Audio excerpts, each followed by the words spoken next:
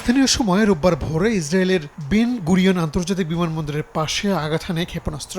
বিমানবন্দর কর্তৃপক্ষ জানায়, টার্মিনাল ৩-এর পার্কিং এরিয়ার কাছে বিস্ফোরিত হয় ক্ষেপণাস্ত্রটি। এ সময় আতঙ্ক ছড়িয়ে পড়ে যাত্রীদের মধ্যে। হামলার পরপরই প্রধান বিমানবন্দরটির সব ফ্লাইট সাময়িক স্থগিত করা হয়। অভ্যন্তরীণ ও আন্তর্জাতিক ফ্লাইটগুলো বাতিল অথবা বিকল্প রুটে পাঠানো হয়। তবে ১ ঘন্টা পর স্বাভাবিক হয় কার্যক্রম।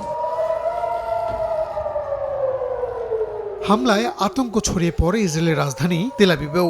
সাইরেনের শব্দে নিরাপদে ছুটে যায় বাসিন্দারা।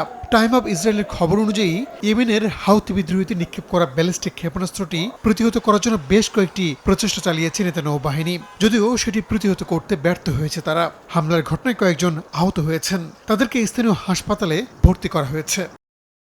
এদিকে হামলার ঘটনায় ইরানকে দায়ী করেছেন ইসরায়েলের যুদ্ধকালীন মন্ত্রিসভার সাবেক মন্ত্রী বেনি গান্টজ। তেহরানকে কঠিন জবাব দেওয়া উচিত বলেও মন্তব্য করেন তিনি।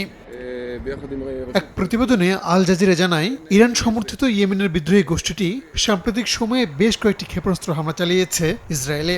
তবে দেশটির প্রধান বিমানবন্দরের কাছে এই প্রথমবার হামলা চালানো হলো। এই হামলা মধ্যপ্রাচ্যের যুদ্ধ পরিস্থিতিতে এক নতুন মোড়ের ইঙ্গিত দিচ্ছে বলে শঙ্কা প্রকাশ করছেন বিশ্লেষকরা।